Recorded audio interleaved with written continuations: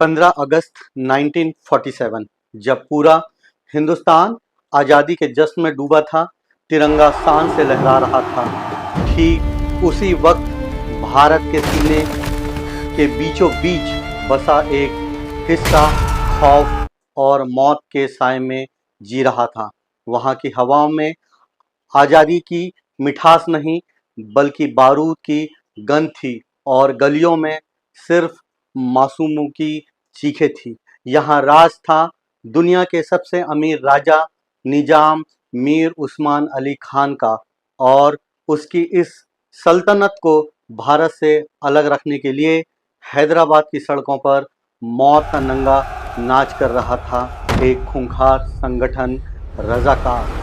ऐसा संगठन जिसने मासूमों का कत्लेआम किया, औरतों की असमत लूटी और खुलेआम दिल्ली को चुनौती देते हुए नारा दिया कि हम दिल्ली के लाल किले पर सफजाही झंडा लहराएंगे और हिंदुओं को गुलाम बनाएंगे।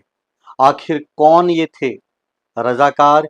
इस कट्टरपंथी सोच के पीछे किसका हाथ था? निज़ाम ने इन्हें खुली छूट क्यों दी थी और कैसे सरदार पटेल ने दिल्ली में बैठे बैठे एक ऐसा खुफिया मिलिट्री ऑपरेशन प्लान किया जिसने महज 108 घंटे में इस खौफनाक राज को मिट्टी में मिला दिया। आज की इस वीडियो में हम इतिहास के उस रक्त रंजित पन्नों को पलटेंगे जिसे अक्सर हमारी किताबों से गायब कर दी जाती है।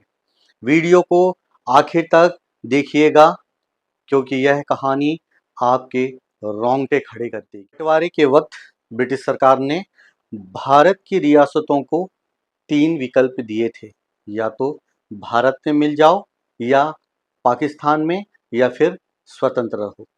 हैदराबाद भारत की सबसे बड़ी और सबसे अमीर रियासत थी। दिलचस्प बात ये थी कि यहाँ की 85% आबादी हिंदू थी, लेकिन सत्ता की कमान एक मुस्लिम शासक यानी निज़ाम के हाथ में थी। निज़ाम किसी भी कीमत पर भारत का हिस्सा नहीं बनना चाहते थे। वे या तो हैदराबाद को एक स्वतंत्र देश रखना चाहते थे या फिर भौगोलिक रूप से दूर होने के बावजूद पाकिस्तान में शामिल होना चाहते थे। जिन्ना भी पर्दे के पीछे से निजाम को उकसा रहे थे, लेकिन अपनी इस जिद को पूरा करने और बहुसंख्यक आबादी को दबाने के लिए निजाम को एक ऐसी फौज की जरूरत थी जो कानून की परवाह ना करे। और यहीं एंट्री होती है मजलिसे इत्तेहादुल मुस्लिमीन की, जिसके मुखिया बने कासिम रिजवी।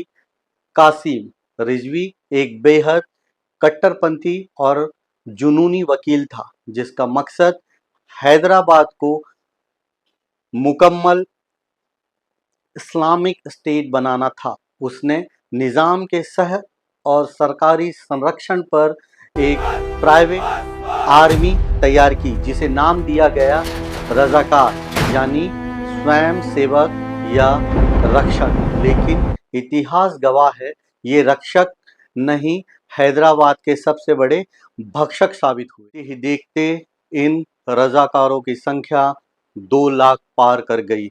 इन्हें निज़ाम की पुलिस से हथियार मिल रहे थे और सरकारी खजाने से पैसा। कासिम रिजवी ने इन रज़ाकारों को खुली छूट दे दी थी कि जो भी भारत में विलय की बात करे उसे कुचल दो।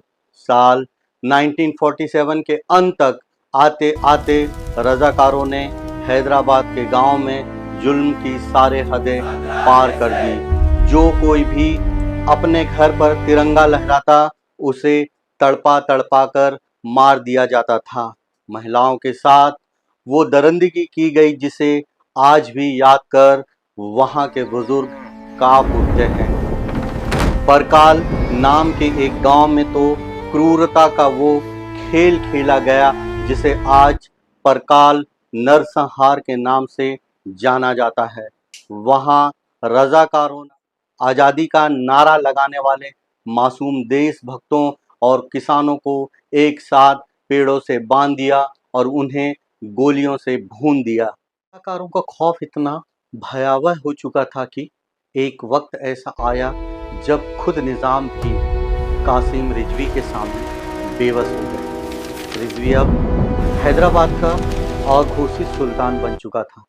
उसने यहाँ तक धमकी दी थी कि अगर निजाम ने भारत सरकार के साथ किसी समझौते पर दस्तखत किए तो किंग कोठी पैलेस को मलबे में तब्दील कर दिया जाएगा। हैदराबाद एक जलते हुए बारूद के ढेर पर बैठा था। हैदराबाद में रजाकारों के इस कत्लेआम और जुल्म की खबरें दिल्ली तक पहुंची तो भारत के तत्कालीन गृह मंत्री लौह पुरुष सरदार वल्लभ भाई पटेल का खून खौल उठा और वे इस गुंडागर्दी को बर्दाश्त करने के मूड में बिल्कुल नहीं थे। लेकिन रास्ते में कई अंतर्राष्ट्रीय अड़चनें भी थी। प्रधानमंत्री जवाहरलाल नेहरू का मानना था कि इस मामले को बातचीत से सुलझाया जाए या संयुक्त राष्ट्र यूएन के भरोसे छोड़ दिया जाए, क्योंकि उन्हें डर था कि सैन्य कार्रवाई से पाकिस्तान भड़क सकता है या अंतर्राष्ट्रीय प्रतिबंध लग सकते हैं। लेकिन सरदार पटेल दूरदर्शी थे। उन्होंने साफ कहा था कि भारत के पेट में मौजूद हैदराबाद एक ऐसे कैंसर की तरह है जिसका अगर तुरंत ऑपरेशन नहीं किया गया तो यह पूरे देश को बर्बाद कर देगा। आया सितंबर 1948 का वो हफ्ता जब जवाहरलाल नेहरू एक विदेशी दौरे पर थे। सरदार पटेल ने इस मौके का इस्तेमाल किया और सेना को कड़ा आदेश दे दिया। दुनिया और संयुक्त राष्ट्र की आंखों में धूल झोंकने के लिए सरदार पटेल ने इस सैन्य अभियान को युद्ध का नाम ना देकर सिर्फ एक पुलिस एक्शन करार दिया, ताकि दुनिया को लगे कि यह भारत का अपना अंदरूनी लॉ एंड ऑर्डर का मामला है। इस बेहद खुफिया और ऐतिहासिक मिशन को कोड नेम दिया गया ऑपरेशन पोलो, क्योंकि उस दौर में हैदराबाद में दुनिया के सबसे ज्यादा पोलो ग्राउंड मौजूद थे। 13 सितंबर 1948 की सुबह भारतीय सेना के जवान 5 अलग अलग दिशाओं से हैदराबाद की सीमा में दाखिल हुए। कासिम रिजवी और निजाम के कमांडर जनरल अल इदरूस को गुमान था कि उनकी 2 लाख की रजाकार फौज और आधुनिक हथियार भारतीय सेना को हफ्तों तक उलझाए रखेंगे। लेकिन जैसे ही भारतीय सेना के बख्तरबंद टैंक आगे बढ़े, रजाकारों का वो घमंड और मजहबी उन्माद ताश की पत्तों की तरह ढह गया। भारतीय जाबाजों के सामने वो हत्यारे और गुंडे अपनी बंदूकें छोड़कर भागने लगे। सिर्फ 5 दिन महज 108 घंटे के अंदर भारतीय सेना ने हैदराबाद के चप्पे चप्पे पर अपना नियंत्रण कर लिया। निजाम की सेना के कमांडर जनरल अल इदरूस ने घुटने टेक दिए।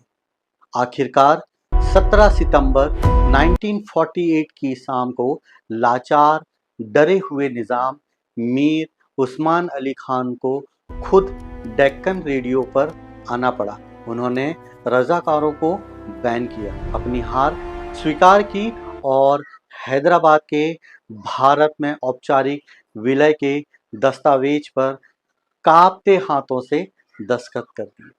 भारत ने अपने दिल को हमेशा के लिए सुरक्षित कर लिया था। ऑपरेशन पोलो के कामयाब होते ही रजाकारों के जुल्म के साम्राज्य का हमेशा के लिए अंत हो गया। हजारों रजाकारों को गिरफ्तार कर लिया गया। नफरत और कत्लेआम के इस सबसे बड़े सौदागर कासिम रिजवी को भी सलाखों के पीछे डाल दिया गया। उस पर कई मुकदमे चले। साल 1957 में भारत सरकार ने उसे इस कड़ी शर्त पर रिहा किया कि उसे अगले 48 घंटों के भीतर भारत की सरजमी को छोड़ना होगा और वो कभी वापस नहीं लौट पाएगा। काजिम रिजवी अपमानित होकर पाकिस्तान चला गया, लेकिन कहते हैं ना कि नफरत की फसल बोने वाले को कभी सुकून नहीं मिलता। पाकिस्तान में भी उसे किसी ने घास नहीं डाली। वहाँ वो बेहद गुमनामी, कंगाली और जिल्लत की जिंदगी जीते हुए 1917 में दम तोड़ दिया। तो दोस्तों, ये थी हैदराबाद के उस काले और खूनी दौर की दास्तान, जिसे मिटाकर आज एक बेहद खूबसूरत और तरक्की पसंद हैदराबाद हमारे सामने खड़ा है। निज़ाम की अथाह दौलत और रज़ाकारों की खूंखार क्रूरता का अंत सिर्फ और सिर्फ एक महापुरुष, लौह पुरुष सरदार वल्लभ भाई पटेल की फौलादी इच्छा शक्ति की वजह से मुमकिन हो पाया। अगर उस वक्त ऑपरेशन पोलो ना हुआ होता तो शायद आज भारत के नक्शे और अखंडता की तस्वीर कुछ और ही होती। इतिहास के इस छुपे हुए पन्ने के बारे में क्या आपको पहले से पता था? सरदार पटेल की इस साहसिक फैसले पर आपकी क्या राय है? हमें कमेंट्स बॉक्स में ज़रूर बताएं। अगर वीडियो से कुछ नया सीखने को मिला हो तो इसे एक लाइक ज़रूर दें, दोस्तों के साथ शेयर करें और ऐसे ही बेहतरीन ऐतिहासिक कहानियों के लिए हमारे चैनल को सब्सक्राइब करना बिल्कुल ना भूलें। मिलते हैं अगले वीडियो में, तब तक के लिए अपना ख्याल रखें। नमस्कार, जय हिंद।